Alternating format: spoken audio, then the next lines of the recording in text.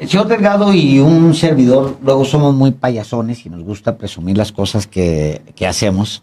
Y tal cual, la primera entrevista, usted lo va a recordar, que dio ella como nueva consejera presidente del Instituto Nacional Electoral, cuando recién llegó a la Ciudad de México, con Guadalupe Tadei, pues fue acá con sus servilletas.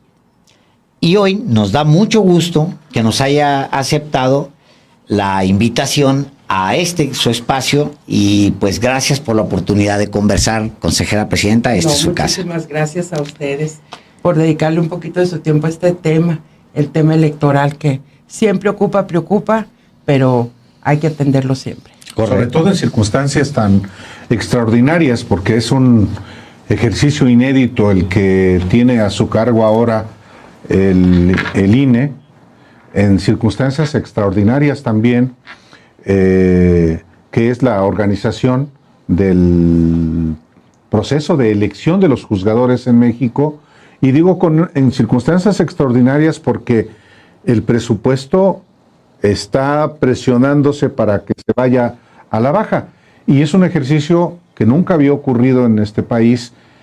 Y vaya, no está nada sencillo afrontar el reto.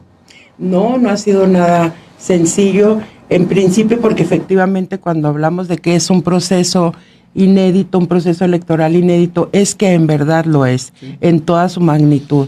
Inicia con la promulgación de la reforma constitucional y automáticamente nos ordena a nosotros como instituto iniciar el proceso electoral. Iniciamos el 23 de septiembre, pero junto con este mandato está la construcción de manera paralela de todos los acuerdos, de todos los lineamientos, reglamentos, de una nueva visión de cómo enfrentar el tema electoral, porque efectivamente es la primera vez que lo vamos a hacer.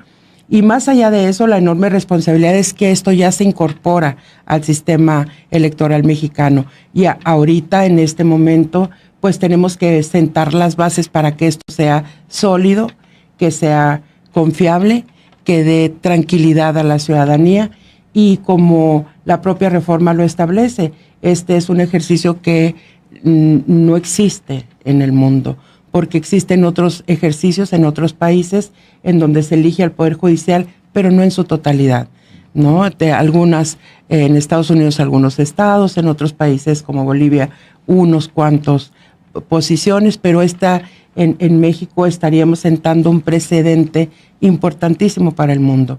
Por eso la enorme responsabilidad para el Instituto Nacional Electoral de hacer un buen ejercicio electoral, de llevarlo a buen puerto, de que se desarrolle de manera correcta en todas sus etapas.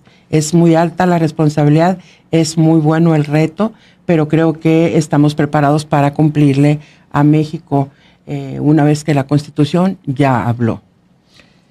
Porque no es un proceso que ya vaya en su carril y como algún otro proceso, sino que ha estado contaminado por, sí, una disputa de los poderes de una democracia. O sea, hay una fuerza que se opone a esta elección, hay otra fuerza que la está apoyando, y luego hay también juzgadores en medio involucrados que le ordenan al INE no te muevas, y luego después y entonces hay que ir dando pasos casi con mucho tiempo. No es una elección normal, digamos, no transcurre normalmente. No, cuando hablamos hace un momento de inédito es justamente todos esos componentes.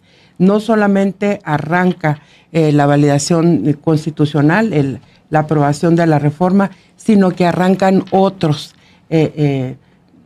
otros ejercicios jurídicos contra la reforma. Y entonces eso hace que el instituto, en un momento nosotros iniciamos el proceso electoral el 23 de septiembre y el día 30 estábamos recibiendo la primera suspensión, el amparo concedido para suspender el proceso. Eso provoca una deliberación al interior del instituto, el órgano colegiado. Dijimos, hay que ser prudentes justamente por este contexto en el que se estaba dando esta definición entre si era válida la Constitución, si no era válida la Constitución, si se cumplían con los pasos, si se seguía con todo lo que había marcado ya la Constitución y la propia ley secundaria. Y así es que vimos cómo el poder legislativo, el poder ejecutivo y el poder judicial tenían un rol predominante en esos días. El instituto tiene que sustraerse porque el instituto tiene que mantenerse en la parte estrictamente técnica y no ser parte de ninguna actividad de carácter político, ya sea a favor de una o de otra de las partes. Y eso nos parece que fue una prudencia necesaria. Después viene una resolución del tribunal que se le llama acción declarativa, una resolución declarativa que no convence al interior del instituto porque no fue a decir de algunos colegas de manera contundente la declaración que hace el tribunal y continuamos en esta pausa. Sin embargo, sabemos que los tiempos se consumen, que los días avanzan y que el proceso tiene que salir y que tiene que salir en tiempo y forma. Así es que en el momento en que sucede la pausa, estábamos en la elaboración al mismo tiempo, de manera paralela, del presupuesto para el año 2025. Así que sí tuvimos la oportunidad de aprobarlo, aun cuando fuere de manera precautoria, el presupuesto para el proceso electoral 25 de los juzgadores del país, de esta elección extraordinaria. Esto lleva a la espera de la resolución de la Corte, que termina siendo, pues bueno, afirmando que existe una nueva constitución en el país y que ordena y mandata a diferentes organismos y autoridades, pues la celebración de un proceso electoral extraordinario. Y por otro lado, llega el momento en que el Tribunal Electoral, la máxima autoridad en materia electoral, emite una nueva declaratoria, ahora sí de manera contundente, a una solicitud del Senado de la República y del propio Instituto Nacional Electoral, emite esta declaratoria. Eso nos hace a nosotros tener mucha claridad y tranquilidad para el personal de que podemos reactivar todas las actividades. Y este lunes se instala ya la Comisión Especial de Seguimiento al Proceso Electoral Extraordinario del Poder Judicial de la Federación y asimismo el martes ya sesionamos en Consejo General los primeros acuerdos. ¿Y en qué consisten estos primeros acuerdos? Pues consisten en el programa de trabajo que se habrá de llevar a cabo, consisten en el calendario de actividades, más de 300 actividades que se tienen que implementar sí o sí para que esto ocurra y ocurra bien. Se acordó también el marco geográfico electoral que habrá de acompañar este proceso. Se hacen algunas adecuaciones a los procedimientos, al reglamento de sesiones de los consejos locales y distritales, porque la ciudadanía también nos va a acompañar en este proceso. Es una representantes de funcionarios de mesas de casilla. Funcionarios de mesa de casilla, exactamente, que son nuestros vecinos y vecinas. Pero como este proceso no considera la participación de partidos políticos, entonces se tienen que hacer ajustes al interior. También antes de iniciar el proceso hicimos un ajuste a nuestro reglamento de sesiones de Consejo General y hoy tenemos dos formas de sesionar. La del Consejo General, que incluye a todos los partidos porque ellos son miembros del Consejo General, y esta otra que también le precede una adecuación al reglamento de sesiones para que no participen, siendo ellos integrantes ellos forman porque parte. Se van a tomar decisiones con respecto a los juzgadores, entonces ahí hay que sacar a los partidos. ¿Es correcto eso lo que estoy entendiendo? Quitas a los partidos de esta discusión. Y eso lleva al instituto a tomar ciertas medidas. En esas es donde les comparto que se hicieron adecuaciones a los reglamentos de operación, tanto el Consejo General como de los consejos locales y los consejos distritales, en donde finalmente es donde se implementa la logística y la operatividad para el desarrollo del día de la jornada y todas las acciones previas que se deben de tener. En ese momento nos encontramos, ya sesionó el Consejo General, ya reactivamos las actividades, ya estamos en procesos muy fuertes, muy intensos de deliberación interna. A nivel estados, también hay que sacar a los partidos, generar nuevas reglas para la convivencia. ¿Qué nos vamos a encontrar en este proceso electoral? Y haciendo acatando estrictamente lo que marca la Constitución. Por ejemplo, les comparto a usted y a los que nos escuchan que en Veracruz y en Durango habrá elecciones locales, municipales, exactamente. Y ahí participan los partidos políticos, porque están en sus procesos de alcaldía, de elección de sus titulares de los municipios. Y también vamos a concurrir con ellos en este proceso electoral federal de juzgadores y juzgadoras. De tal manera que la deliberación central es si nos vamos a colocar en la misma casilla, en la misma ubicación o en otra, justamente porque en las donde participan los partidos, que son las que todos conocemos, del Poder Legislativo y el Ejecutivo, y a nivel local igual su Ejecutivo, su Congreso y sus municipios, pues bueno, ahí no pueden participar, no se pueden encontrar, no podemos contaminar el tema del proceso electoral. De verdad, este es un reto muy alto. Enorme, incluso físicamente, ¿dónde los vas a sentar? Los que van a tomar los escrutadores, los funcionarios de casilla, los que van a estar... Los escrutadores y los auxiliares de atención y todo lo demás. Es un reto mayúsculo porque tenemos que salir airoso en los dos. El INE es el rector de todos los procedimientos en materia de elecciones, tanto federales como locales, de tal manera que nosotros ya iniciamos el proceso de Durango y de Veracruz con la instalación de todas sus casillas. De alguna manera puede verse, digamos, siendo muy optimistas, como un experimento de lo que va a ocurrir en 2027, cuando van a concurrir la elección federal intermedia y luego la otra mitad de los juzgadores que en esta ocasión no participaron. Recordémosle a todos que la propia Constitución estableció que en lo local decidirán en qué porcentaje se van a la elección ahora en el 25. Ahí ya tenemos 3 estados que ya decidieron irse al total, al 100% de renovación de su poder judicial local. También vamos a concurrir con con el local, el federal. Vamos a poner el caso de Durango. Durango se va en elecciones municipales. Tiene por supuesto en la elección federal de juzgadores y la local al 100% de juzgadores. Ese es el primer gran reto que el instituto tiene que deliberar, ver y encontrar la ruta correcta para que esto salga sin contratiempos, con tranquilidad, con confianza para la población, que no se pierda la credibilidad en los procesos electorales y que no se contamine y que tengamos la claridad, o sea, esta enorme claridad que debe tener el ciudadano para diferenciar entre un proceso electoral y otro. Por supuesto, en temas de difusión es también un reto.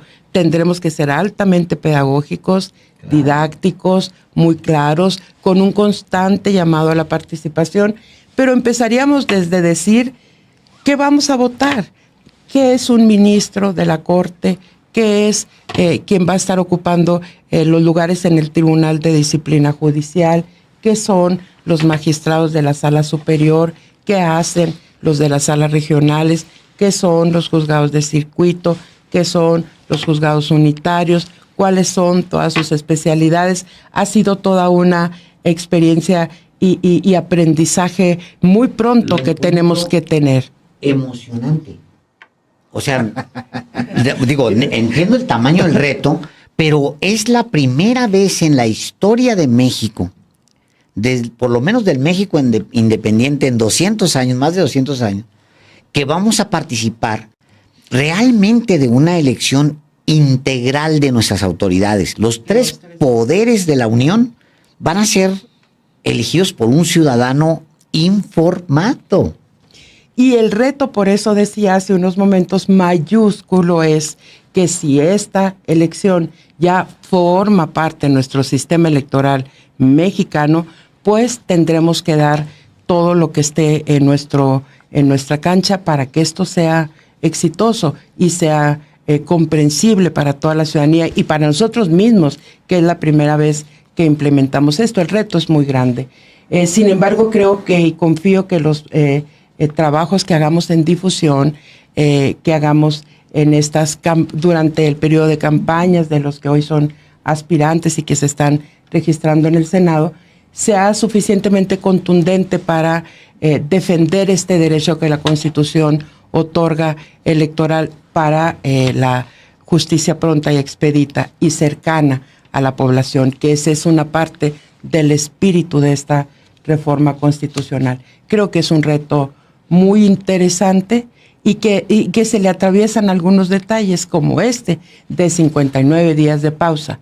Y entonces de pronto estamos ante una circunstancia en donde tendremos que ajustar tiempos, definir nuevas metodologías, nuevas formas de sacar adelante todo el trabajo. Ayer, entre las cosas que les comentaba que autorizamos, pues fue justamente el calendario de actividades. En ese calendario de actividades marcamos como fecha, entre todo lo que se establece por nuestras áreas técnicas, a las que, por cierto, debo hacer un enorme reconocimiento, porque no solamente es el servicio profesional electoral, es una extensa rama administrativa la que se pone la camiseta, como se dice, tiene un alto sentido de responsabilidad y de cumplimiento para que todo esto salga y salga bien. Habremos entonces, en este calendario que autorizamos el día de ayer, ya se establecen las fechas para llegar al 1 de junio. Sí salimos el 1. Sin embargo, entre los acuerdos previos que toma el colegiado, también está, como ustedes lo saben, esta solicitud de extensión de plazo que se le hace al Congreso de la Unión. ¿Y por qué al Congreso de la Unión? Pues es el que podrá autorizar. Así es.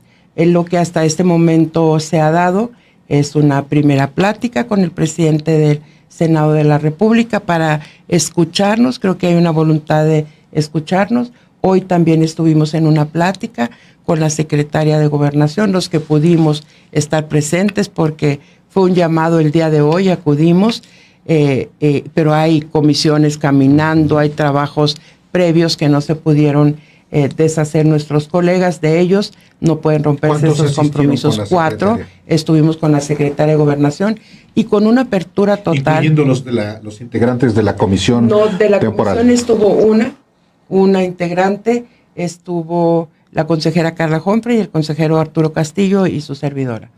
Y de la comisión, como integrante, la consejera Norma Irene de la Cruz. Fuimos los que tuvimos oportunidad de estar por las actividades del resto de los colegas.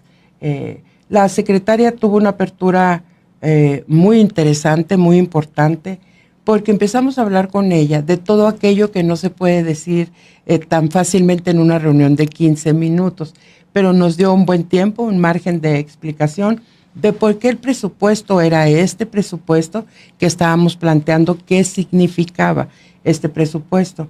Y en detalles tan mínimos que le sorprendían y nos da gusto que nos escuche, porque desde el tamaño de la boleta que vamos a utilizar, el número de boletas que vamos a utilizar en este proceso electoral impacta en muchas cosas que normalmente no vemos los ciudadanos, pero que ahí están en la organización del proceso electoral, como los espacios en donde almacenamos nuestra documentación, qué tanto número de documentos oficiales electorales vamos a tener, cuántos maletines que le entregamos al presidente días antes, al presidente de casilla, si estos cambian de tamaño, qué significa. Claro. El INE está preparado hace ya muchos años para celebrar elecciones con niveles de excelencia del Poder Ejecutivo y del Poder Legislativo. Esta es una nueva forma que tendremos que encontrar para trabajar,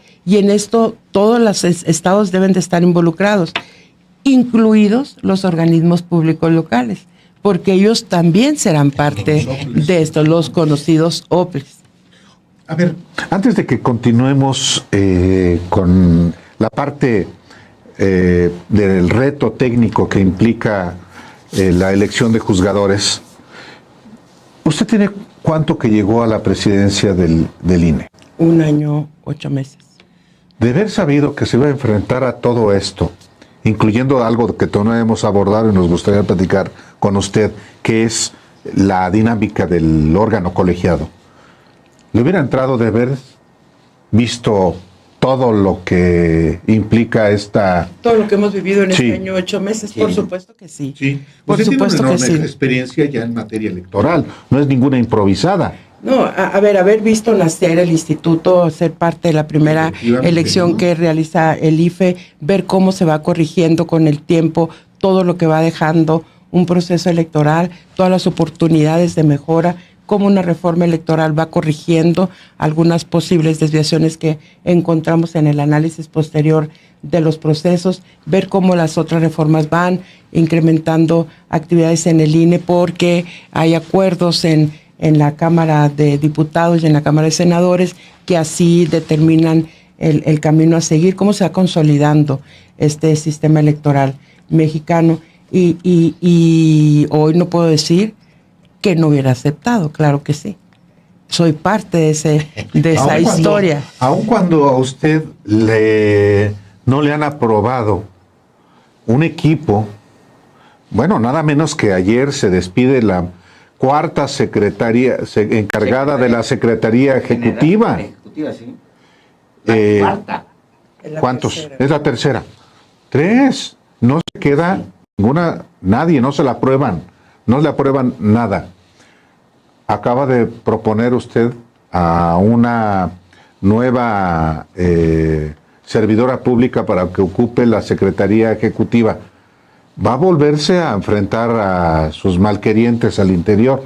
Sí, yo creo que eso es parte integral de la colegialidad del Consejo General y de cualquier órgano de tipo colegiado. Hay momentos en donde podemos acordar con mucha tranquilidad y mucha facilidad, y hay momentos y temas específicos en donde no es fácil encontrar acuerdos porque cada uno mantenemos una postura de lo que estamos viviendo en ese momento o el tema que nos toca enfrentar, todas muy respetables. En el tema de las designaciones, pues bastan 8 votos. Sí. Álvaro, para que se dé la designación Pero no han por bastado. parte del Consejo, pero también basta que no existan para que no se dé la designación del Consejo. Y esa es la dinámica de un órgano colegiado. ¿Qué le queda a quien tiene la potestad de presentar propuestas? Seguir intentándolo hasta que lo logremos.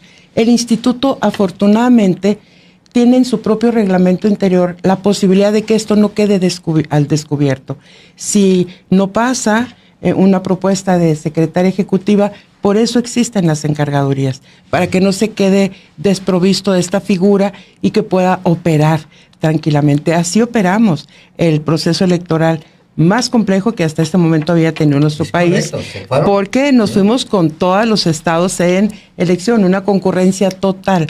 Eso no es un trabajo que hicimos de manera sencilla, pero bueno, las encargadurías y las designaciones y titularidades dieron el máximo, porque encargado no significa tener menos responsabilidades, significa que las tiene exactamente igual, solamente falta este otro paso, ¿sí? Y yo espero que todos mis colegas hagamos una valoración, todas son respetables, una valoración de los perfiles que se vayan presentando y le demos tranquilidad y certeza a la Secretaría Ejecutiva, pero hay que esperar. Estamos en proceso de entrevistas y yo creo que hay que esperar lunes, martes. La Secretaría Ejecutiva actual presenta su retiro del instituto por temas Por razones personales. muy personales, muy válidos y respetables, por supuesto, y esto sucederá el día último de noviembre, de tal manera que como colegiado tenemos toda la semana que entra para buscar tener un acuerdo, y si esta propuesta no pasa, pues pondremos otra en la mesa, y de todos modos, si no pasara, siempre está esta opción de las encargadurías que nos permite seguir trabajando. Tiene usted muchas preguntas de la gente, le están mandando varias y algunas de ellas son muy puntuales, muy interesantes. Yo le voy a sumar 2 de la gente y le voy a dar una mía. Gracias. La primera, me gustaría mucho que me diera su impresión y muy, por supuesto, personal, su visión personal sobre el momento que se vive en el país, porque al final usted dirige el órgano electoral de México, dirigió, siendo mujer, la mayor elección de la historia. Hay una presidenta mujer, incluso hay una presidenta en la Corte, digo, puede gustarte, no gustarte, pero es mujer y ahí está en la Corte. Usted se encuentra hoy con una secretaria de Gobernación mujer. O sea, sí es en realidad un país en tránsito hacia otro estadio. ¿Cómo lo ve usted? Exactamente, yo creo que no hay que dejar de reconocer que las mujeres están llegando, estamos llegando y que tenemos que dar el máximo de nuestro esfuerzo y cumplir con esta responsabilidad del servicio público, que es muy interesante, esta reconstrucción que debe de haber de lo que es ser un servidor público. Creo que también eso está impactando. Tener una presidenta en la República, en la presidencia, una mujer presidenta, una mujer en la Suprema Corte, una mujer en la Sala Superior, una mujer en la Secretaría de Gobernación, mujeres dirigiendo partidos políticos nacionales en el Verde, en Morena, y con intentos de mujeres de llegar a las dirigencias de los partidos políticos, teniendo el 50% de mujeres en la Cámara de Diputados, en la Cámara de Senadores, teniendo ya cada vez más mujeres en gobiernos estatales. Creo que sí tendremos que reflexionar y entender que nos encontramos en un momento distinto. Antes había muchísimas áreas de la vida pública en nuestro país en donde las mujeres no tenían cabida, incluso en la iniciativa privada. Y pongo el ejemplo, ahorita que estamos en este espacio de comunicación, en la misma comunicación, claro, las mujeres no tenían mucha presencia, salvo para dar noticias del tiempo. Responsabilidades de dirección, inclusive no solamente a cuadro. Exactamente, detrás de pantalla no encontrábamos mujeres, pero tampoco en la iniciativa privada, en el manejo de las tecnologías. Estoy hablando de Twitter, Facebook, todos estos redes de comunicación. Hoy vemos muchas mujeres que están manejando esta parte. ¿Cómo no reconocer? ¿Cómo no reconocer, Alejandro, que el mundo sí está cambiando? Le doy dos preguntas con el permiso del aval de Álvaro. José Adrián Parada le dice, ¿habrá votación en el extranjero para el Poder Judicial? Uno. Y le doy otro que es casi el común. ¿Por qué no ya irse a lo digital con estas elecciones? ¿Para qué ya usar papel para resolver? Digo, tanta elección que están en desarrollo. Sí, al interior del instituto esta discusión es permanente. Si damos el paso a lo digital. Solamente les digo a los que nos preguntan que países que han dado el paso a lo digital regresan al papel. A ver, por el tema, varios países del mundo, por el tema de la confianza, la credibilidad. ¿Qué quiero decir con esto, Alejandro y Álvaro? El mexicano y la mexicana estamos muy hechos a llegar a una casilla, a tomar una boleta, a marcar con nuestra mano, con nuestro plumón, doblar, depositar, y entonces sabemos que participamos y ahí lo dejamos, ¿no? Aquellos tiempos en donde las urnas eran robadas, que fueron las primeras razones por las cuales esta autoridad electoral emerge para salvar todo esto del padrón, la lista nominal, el robo de urnas, el acarreo de votos, todo esto, exactamente. Eso lo vamos haciendo nuestro todos los mexicanos. Hoy, si nosotros le ponemos a todos los mexicanos y mexicanas el tema digital, quizá estemos ante la no construcción correcta de este camino, y la imposición solamente por parte de la autoridad electoral. Yo creo que esta necesidad hay que darla. Voy a poner otro ejemplo. Todavía encontramos gente en los cajeros de los bancos que cuando reciben el dinero lo cuentan. No creo en lo digital, no creo en lo electrónico. Esa es la lectura. Pero más allá de eso, tenemos un ejemplo de la banca, por ejemplo, que por años transitó de los pasitos iniciales que tienes que hacer, que llenar una ficha, que te cuentan, que la persona te da un recibo, todo esto en la caja. Todo eso fue transitando paulatinamente. Años les llevó llegar al momento de hoy en donde Reconocimiento facial. todos los mexicanos, la gran mayoría de mexicanos y mexicanas, su tarjeta con su recurso, con su patrimonio, está, su patrimonio en términos monetarios está en una tarjeta. Y en eso sí confiamos. Y confiamos en hacer compras por medio de estas transacciones. Pero cuando lo llevas al terreno de que a través de lo digital eliges el poder público de tu país, eliges a tus gobernantes, empieza a cambiar y hay resquemores.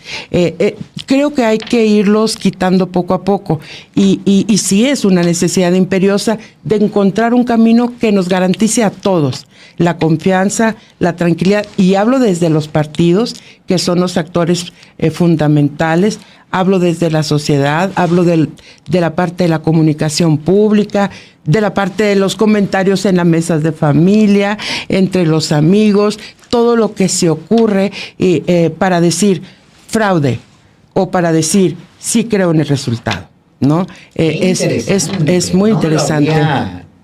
Yo he explicado así, fíjese. Habría pensado, bueno, hay una dificultad técnica, los manejos de los patrones, luego digitalizar todo, la nube, pero... Sin embargo, tenemos un avance. Por ejemplo, en voto de los mexicanos residentes en el extranjero, con las 3 modalidades de votación que tenemos. Una es la postal, otra es la por internet, que esa es la que tendería a intentar iniciarse aquí en nuestro país, en territorio nacional. Por la de internet, no, y la otra presencia física. y la otra que es la presencia física, pero que no deja de ser por internet, Alejandro, porque llegan y es prácticamente haber estado inscritos. ¿Qué diferencia hace? Ellos tienen que vivir un proceso distinto al que reside en el país, y eso ha sido muy criticado por los propios migrantes. Pero nosotros no tenemos jurisdicción en territorio extranjero. Entonces no podemos hacer operativos de verificación, andar por las calles checando domicilios, todo eso. Y todo se ha tenido que hacer forzosamente de manera virtual. Eso ha permitido abrir esta opción de voto por internet. Sin embargo, el voto postal tiene todavía un peso fuerte. En estas últimas elecciones fue el 26%. Pensando nosotros que esto habilita y da mucha más viabilidad al voto desde el extranjero, pues no, el 26% todavía fue postal. Lo recibo, lo hago, lo envío, ¿no? Hay que entender, por supuesto, la larga noche de la desconfianza que ha implicado muchos candados por años. Cada vez menos, pero aún hay desconfianza.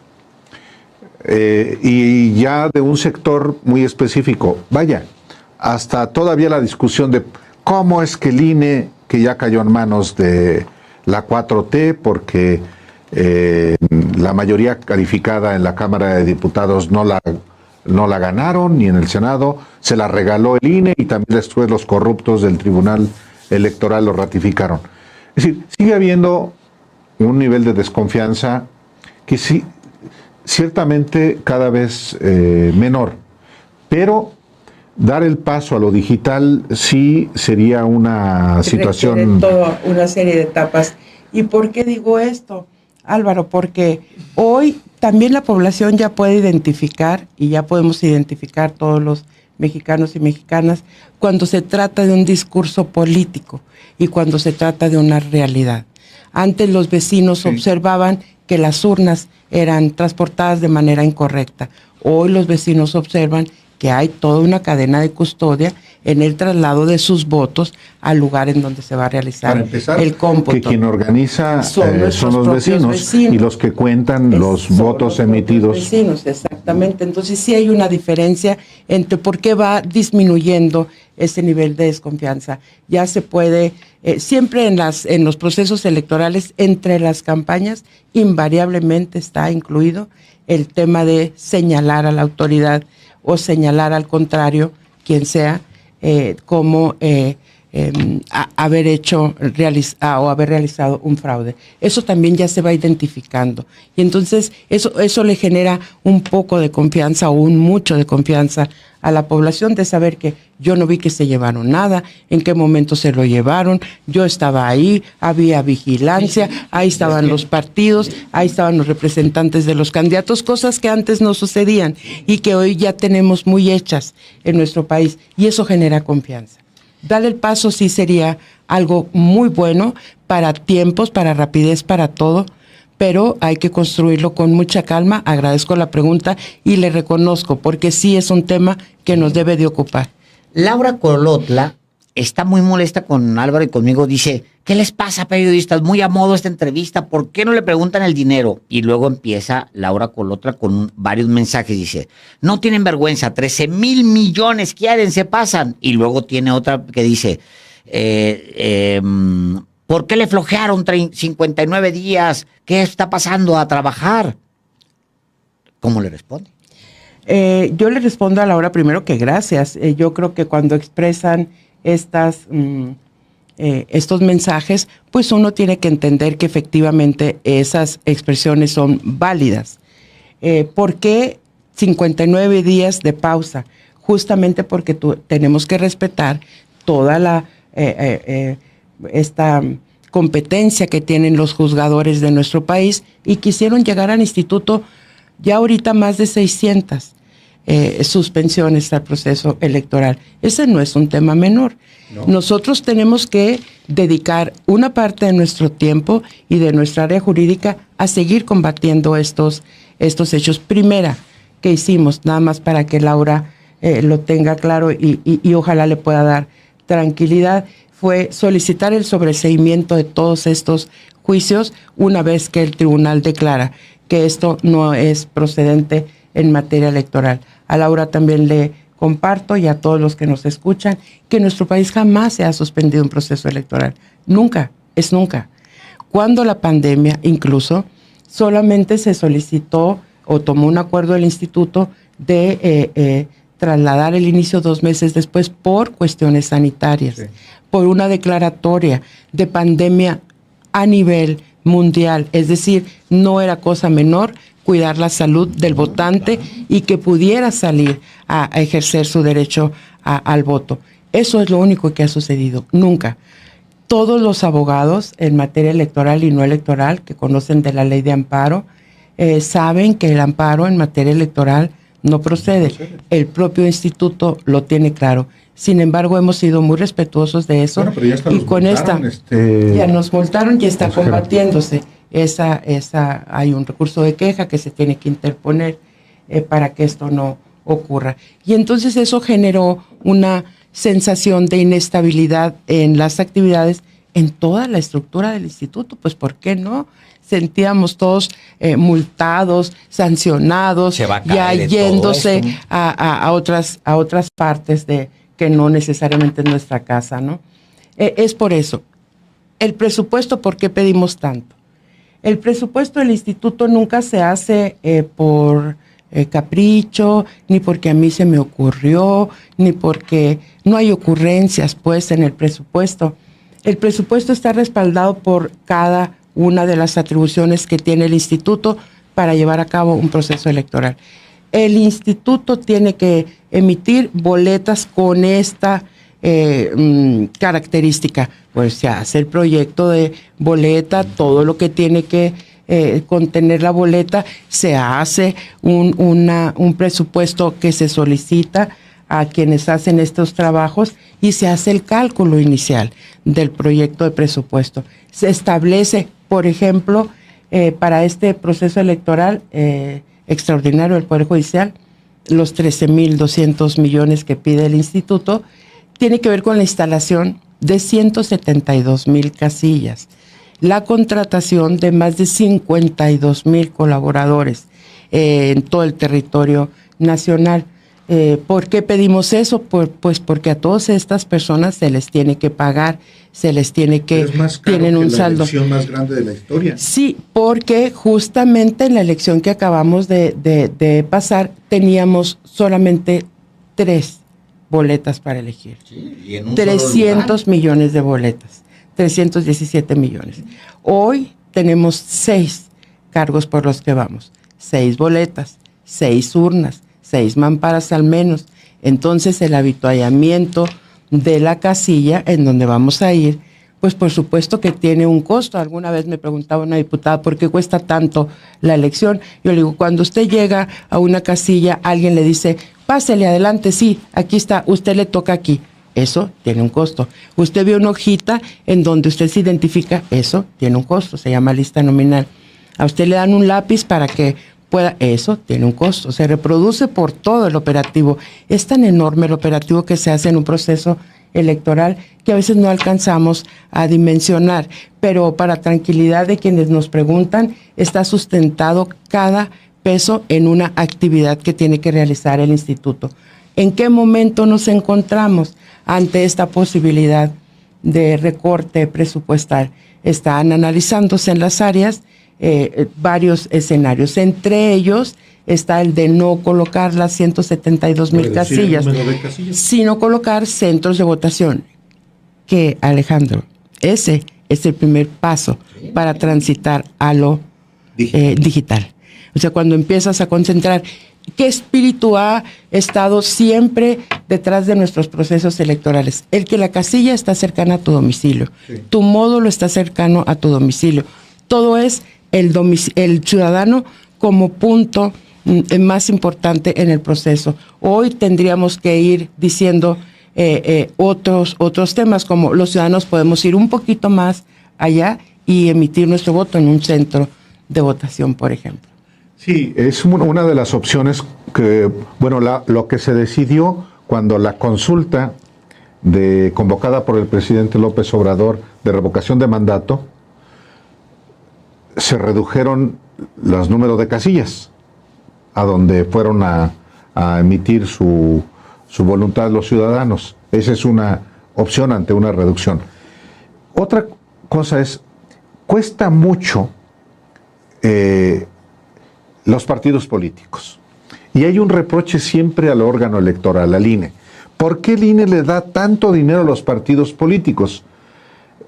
Yo sé por qué, porque está en la Constitución, pero es muy importante que usted como presidenta, como consejera presidenta del INE, también le diga a los ciudadanos por qué se presupuesta tanto dinero público para los partidos, aunque no haya procesos electorales. Sí, el tema de las prerrogativas, como se le llama al recurso que se le entrega a los partidos políticos año tras año, tiene que ver con 3 aspectos fundamentales. Su vida ordinaria, su atención a las mujeres en un porcentaje específico, y cuando hay tema de campañas, de procesos electorales, pues lo correspondiente a las campañas electorales. Eso está en la ley. El instituto no le otorga, el instituto solo aplica la fórmula a partir de la cual se asigna este recurso a los partidos políticos. No es un recurso que llegue al instituto para consumo del instituto, llega y se entrega. ¿Y por qué es ese tránsito con el instituto? Porque también tenemos la facultad de la fiscalización, y entonces estamos siempre fiscalizando los recursos de los partidos políticos, el buen uso de los partidos. ¿En qué se basa la fórmula? En el número de votos que obtiene un partido en el último proceso electoral federal en materia de diputaciones. A partir de ahí se detona la fórmula y se aplica el porcentaje de la UMA correspondiente y obtenemos una cantidad de prerrogativa por partido. Entonces no es algo que el INE quiera entregar, es lo que está en la Constitución y en la ley secundaria. Si esto cambia, pues entonces el monto de las prerrogativas cambiará de manera automática. Casi nos vamos, pero hay un montón. Fíjese, le voy a leer nada más los nombres de quienes preguntan de Jalisco. Alberto Santander dice, ¿qué pasó en Jalisco? MFB dice, ¿qué pasó en Jalisco? Efraín Terán, Jalisco, ¿qué fue? ¿Cómo lo explican? Pregúntenle lo de Jalisco, Fernando Escobar, Mefistófeles, menos en Jalisco. Y Jalisco, Eloy, tal. Hay una sensación de como que Jalisco ha sido una anomalía dentro de la democracia mexicana. ¿Usted cómo lo ve? El caso Jalisco, el tema que ocupó al Estado y a los partidos políticos es el tema local. El instituto realizó su elección a nivel federal, hizo los trabajos correspondientes y salimos bien. Todo lo que el instituto a nivel federal realizó fue correcto, validado. Y luego entonces... La mayoría sabe. Luego entonces, en Jalisco, pues bueno, estuvo esta discusión por muchos días hasta que finalmente decide el tribunal que es válida la elección. Una de las cosas más criticables en Jalisco fue la pérdida de confianza en esta cadena de custodia que hablábamos hace un rato, que eso a nosotros nos genera mucha tranquilidad porque vemos cómo transcurre, cómo se lleva todo nuestro voto al lugar en donde va a ser el cómputo. Esa parte que ya no se veía, además, o sea, aun cuando tuvieran sentido las actividades de los compañeros que estaban del instituto local haciendo ese traslado, si no son explicadas con claridad, entonces se presta a todo este mundo de interpretaciones y definiciones y visiones y otra vez incredulidad, otra vez desconfianza, y sí se convirtió Jalisco en un ícono de la desconfianza hoy, cuando ya no lo teníamos, porque hemos invalidado en el INE elecciones a partir de la pérdida de confianza en la cadena de custodia, ¿no? ¿Qué recomendaría usted a ese OPLE en particular? A todos los OPLEs y al OPLE de Jalisco en particular, yo creo que el tema de la comunicación, el tema de la difusión, el tema de la certeza con lo que vas tomando cada una de las decisiones es importantísimo. Los partidos no son un adorno en el Consejo General, son parte del Consejo General. Hay que escucharlos, hay que entenderlos, hay que atenderlos. Y cada una de las dudas que presente un ciudadano, dos ciudadanos, una organización, un partido, una candidatura en su momento, tienen que ser atendidas. Cuando eso no sucede, se despiertan todas estas viejas sensaciones de mal hecho el trabajo, ¿no? El caso de Jalisco me sirve para preguntarle a usted de un aspecto importante. Porque la consejera presidenta del Instituto Electoral de Jalisco, pues fue muy allegada al ex secretario ejecutivo, Edmundo Jacobo Molina, y también muy allegada a Lorenzo Córdoba. Sigue instalado en el INE el lorencismo. Me ganaste la pregunta, esa la quería yo.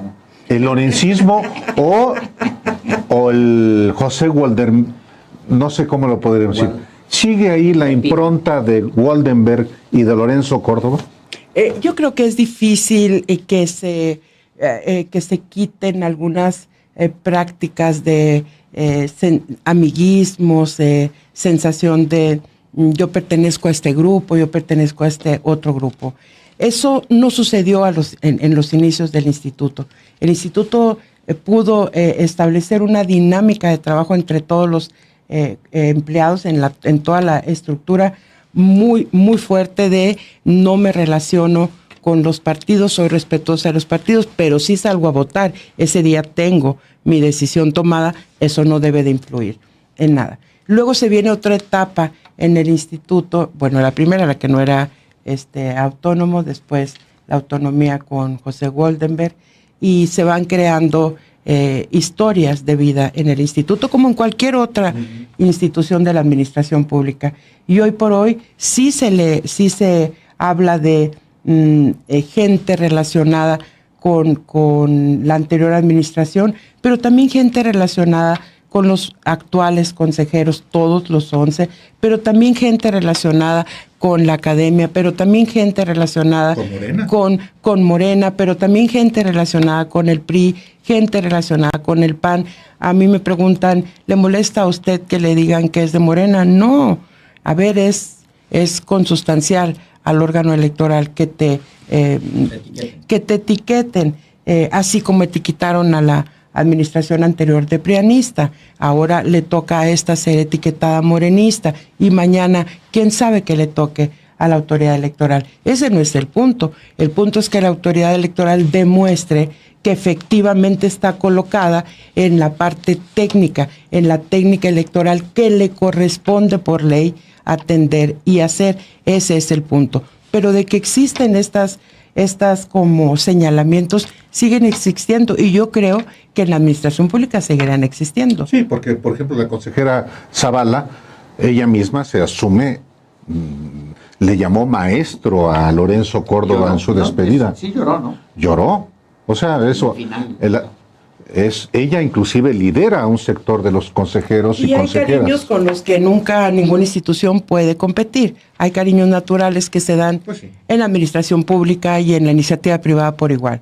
Yo creo que ese es un tema que hay que tener muy claro, que contra eso no se puede ir absolutamente nadie, pero sí saber que existen y entonces intentar llevar a este instituto. Desde que llego al instituto establezco que la parte central que nos debe de ocupar es escuchar a las entidades, por un lado, porque las entidades surgen ideas fabulosas.